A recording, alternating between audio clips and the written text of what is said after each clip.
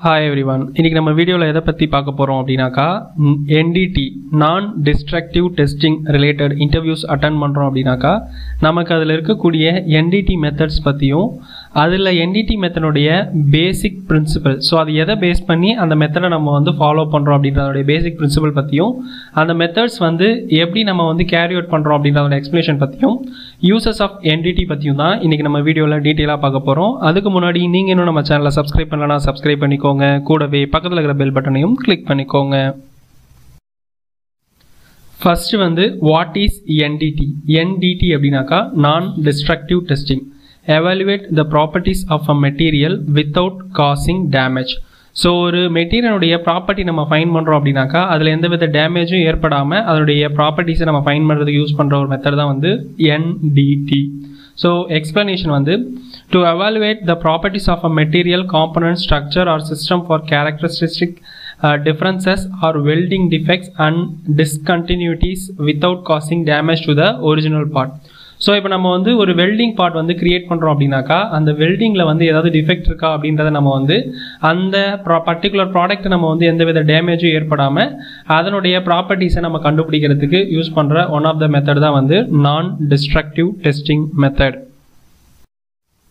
So societies of NDT அப்படின்னு எடுத்துட்டோம்னாக்கா non destructive testing வந்து நம்ம கேரி அவுட் பண்ணுறதுக்கு சம் செட் ஆஃப் பேசிக் சொசைட்டிஸோடைய நாம்ஸை பேஸ் பண்ணி தான் வந்து நம்ம வந்து கேரி அவுட் பண்ணுவோம். ஸோ அது என்னென்னு பார்த்தோம்னாக்கா ASNT American society for non destructive testing, ISNT Indian society for non destructive testing. So mostly பார்த்தோம்னாக்கா நம்ம ASNT ஸ்டாண்டர்ட்ஸை யூஸ் பண்ணி தான் வந்து NDT மெத்தட் வந்து கேரி அவுட் பண்ணி ப்ரொசீட் பண்ணுவோம். ஸோ ASNT ஸ்டாண்டர்ட்ஸ் வந்து முக்கியமாக வந்து தெரிஞ்சு வச்சுக்கணும். ஸோ நெக்ஸ்ட் வந்து what is visual testing? Visual testing அப்படின்றது வந்து defects are identify by the naked eye. So நம்ம யூஸ்வலாக நார்மலாக வந்து ஒரு ப்ராடக்ட் நம்ம வந்து விஷுவல் பார்க்குறோம் அப்படின்னாக்கா நம்ம கண்ணால் வெறும் கண்ணால் பார்க்கும்போது அது மேலே ஏதாவது டிஃபெக்ட்ஸ் இருந்ததுன்னா அதை நம்ம வந்து கண்டுபிடிக்கிற மெத்தட் தான் வந்து விஷுவல் டெஸ்டிங். ஸோ இதுக்கு நம்ம வந்து தனியாக எந்தவித எக்யூப்மெண்ட் எதுவும் நம்ம வந்து யூஸ் பண்ண மாட்டோம். ஸோ பேசிக்காக ஒரு காம்பனண்ட்டை பார்த்தோம்னாக்கா விஷுவலாக நம்ம கண்ணுக்கு பார்க்குறதுக்கு நமக்கு ஏதாவது டிஃபெக்ட்ஸ் தெரிஞ்சுது அப்படின்னாக்கா அதுதான் வந்து விஷுவல் டெஸ்டிங். நெக்ஸ்ட் ஒன் வந்து what is liquid penetrant testing?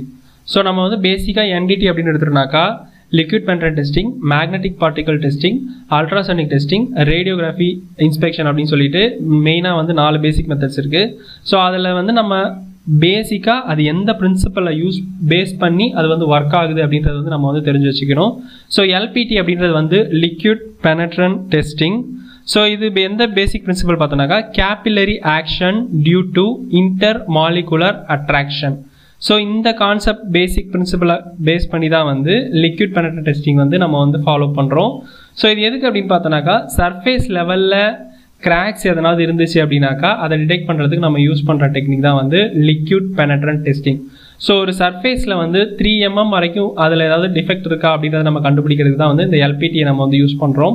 So இதில் என்னென்ன ஸ்டெப்ஸ் இருக்குது அப்படின்னு பார்த்தோன்னாக்கா கண்டாமினேட்டட் ஒர்க் பீஸ், நெக்ஸ்ட் வந்து கிளீனிங் த ஒர்க் பீஸை க்ளீன் பண்ணணும். நெக்ஸ்ட் வந்து அப்ளையிங் த பெனட்ரண்ட், அது வந்து ரெட் கலரில் இருக்கும். ஸோ அந்த இங்கு வந்து நம்ம வந்து அப்ளை பண்ணணும். நெக்ஸ்ட் வந்து ரின்சிங் த ஒர்க் பீஸ், அது வந்து பர்டிகுலர் டைம் வந்து விட்டதுக்கப்புறமா அதை வந்து க்ளீன் பண்ணணும்.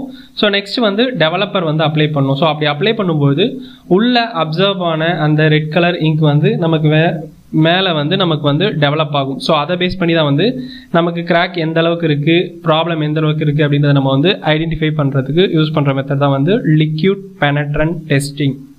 ஸோ இதில் வந்து அந்த பெனட்ரண்ட்டை யூஸ் பண்ணி நம்ம கிராக் வந்து ஃபைன் பண்ணுறதால லிக்விட் பெனட்ரன்ட் டெஸ்டிங்.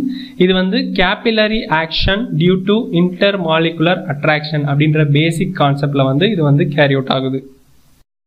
நெக்ஸ்ட் வந்து what is magnetic particle testing? So இது வந்து எந்த பிரின்சிபல் பார்த்தோன்னாக்கா flux leakage or leakage field or magnetic permeability. So இதை பேஸ் பண்ணி தான் வந்து மேக்னெட்டிக் பார்ட்டிகல் டெஸ்டிங் வந்து கேரி அவுட் பண்ணுறோம். ஸோ இது எக்ஸ்பிளேஷன் வந்து detect crack and discontinuities near subsurface of a ferromagnetic material. So magnetic particle testing வந்து ferromagnetic மெட்டீரியலில் மட்டும்தான் நம்ம இந்த டெஸ்ட் வந்து கேரி அவுட் பண்ண முடியும். ஸோ ஃபெரோமேக்னெட்டிக் மெட்டீரியல்னாக்கா Fe iron, CO cobalt, Ni nickel.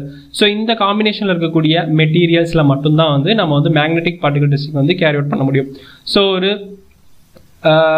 மெட்டீரியலில் நம்ம வந்து மேக்னெட்டிக் ஃபீல்டை வந்து நம்ம வந்து ஜென்ரேட் பண்ணும்போது ஸோ அதனுடைய ஃப்ளோ எந்த அளவுக்கு இருக்குது அப்படின்றதையும் அதில் ஏற்படக்கூடிய அந்த ஃப்ளக்ஸ் லீக்கேஜை பேஸ் பண்ணி தான் அதில் இருக்கிற கிராக்கை வந்து நம்ம வந்து ஃபைண்ட் பண்ணுறோம். நெக்ஸ்ட் வந்து அல்ட்ராசானிக் டெஸ்டிங். ஸோ இது எதை பேஸ் பண்ணினாக்கா change in acoustic impedance or velocity. So ultrasonic டெஸ்டிங்கில் வந்து நம்ம வந்து டிரான்ஸ்டியூசர் வந்து யூஸ் பண்ணுவோம். ஸோ இது வந்து அல்ட்ராசானிக் வேவ்ஸை வந்து ஜென்ரேட் பண்ணி அது வந்து நம்ம செக் பண்ணக்கூடிய அந்த காம்பனண்ட்டுக்குள்ளே வந்து சென்ட் பண்ணி அதை வந்து ரிசீவ் பண்ணுற வைக்கிறது மூலயமா அது எந்த அளவுக்கு வந்து அதை சென்ட் பண்ணி எந்த அளவுக்கு ரிசீவ் பண்ணுறது அப்படின்றத வந்து நமக்கு இந்த கிராஃப் மூலயமா நம்ம வந்து கால்குலேட் பண்ணி அதில் ஏதாவது டிஃபெக்ட்ஸ் இருக்கா அப்படின்றத நம்ம வந்து ஈஸியாக ஃபைண்ட் பண்ணுறது தான் வந்து அல்ட்ராசானிக் டெஸ்டிங். ஸோ இது எதை பேஸ் பண்ணி ஒர்க் ஆகுது அப்படின்னாக்கா an electric current passes through a cable to the transducer and is applied to the crystals, deform and vibrate to produce the ultrasound beam. So இந்த டிரான்ஸ்டியூசருக்கு நம்ம எலக்ட்ரிக் சப்ளை கொடுக்கும்போது அதில் இருக்கக்கூடிய கிறிஸ்டல் வந்து வைப்ரேட் ஆகி அந்த வைப்ரேஷன் மூலயமா நம்ம இந்த அல்ட்ராசானிக் டெஸ்டிங்க்கு தேவையான அல்ட்ராசானிக் சவுண்ட் வேவ்ஸ் வந்து ஜென்ரேட் ஆகுது. ஸோ அதை வந்து நம்ம செக் பண்ணக்கூடிய காம்பனண்ட் மேலே வச்சு சென்ட் பண்ணி ரிசீவ் பண்ணுறது மூலயமா எந்த லெவலில் அது வந்து சென்ட் ஆகி ரிசீவ் ஆகுது அப்படின்றத நம்ம கிராஃப் மூலயமா வந்து இந்த அல்ட்ராசானிக் டெஸ்டிங் மூலயமா டிஃபெக்ட்ஸை வந்து ஃபைண்ட் பண்ணுறோம். நெக்ஸ்ட் வந்து what is radiography testing. So இதனுடைய பேசிக் பிரின்சிபல் வந்து radiation is absorbed and scattered as it passes through an object.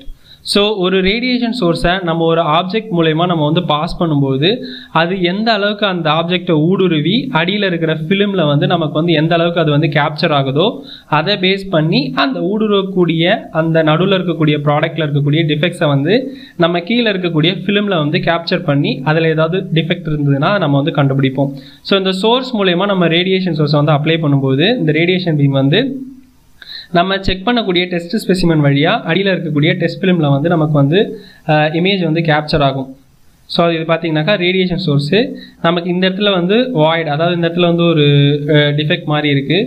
So அதை நம்ம அப்ளை பண்ணும்போது அந்த ரேடியேஷன் சோர்ஸ் வந்து அந்த காம்பனண்ட்டை ஊடுருவி அடியில் இருக்கக்கூடிய ஃபிலிமில் வந்து நமக்கு அது வந்து இம்ப்ரெஷன் வந்து கிரியேட் ஆகுது.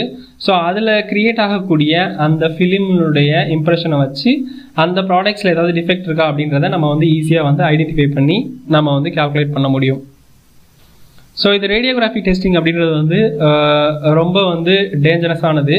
ஸோ அது வந்து எல்லா இடத்துலையும் வந்து நம்ம வந்து கேரி அவுட் பண்ண முடியாது. ஸோ அதுக்குன்னு பர்டிகுலர் லைசன்ஸ் வாங்கி அந்த இடத்துல மட்டும்தான் வந்து ரேடியோகிராஃபி டெஸ்டிங் வந்து கண்டக்ட் பண்ண முடியும். நெக்ஸ்ட் வந்து what is eddy current testing. Explanation வந்து eddy currents or formed by an alternating magnetic field as an energized AC coil near a conductive material. So AC காயிலை யூஸ் பண்ணி நம்ம வந்து magnetic field வந்து generate பண்ணும்போது நமக்கு வந்து எடி கரண்ட் வந்து அந்த கண்டக்டிவ் மெட்டீரியலில் வந்து எடி கரண்ட் வந்து கிரியேட் ஆகும்.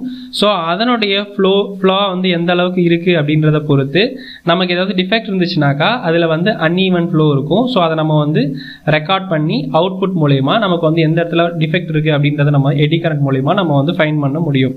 So when there is a defect in material, the flow of the current changes can be detected by measuring the impedance changes that occur in AC coil. So இது மூலமா eddy current மூலமா நம்ம வந்து defect வந்து find பண்ண முடியும்.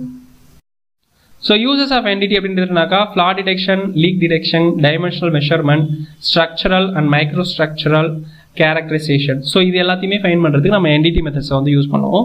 So இப்போ நம்ம பார்த்த என்டிடி மெத்தட்ஸ்னுடைய இண்டிவிஜுவல் ஒரு மெத்தடுக்குமே வந்து தனித்தனி எக்ஸ்பிளேஷன் வந்து டீட்டெயில் எக்ஸ்பிளேஷன் வந்து நம்ம சேனலில் வந்து போஸ்ட் பண்ணியிருக்கோம். ஸோ தேவைப்படுறவங்க செக் பண்ணி பாருங்கள். இந்த வீடியோ உங்களுக்கு யூஸ்ஃபுல்லாக இருந்துச்சுனாக்கா லைக் பண்ணுங்கள், கமெண்ட் பண்ணி ஷேர் பண்ணுங்கள், சப்ஸ்கிரைப் பண்ணுங்கள். தேங்க்யூ.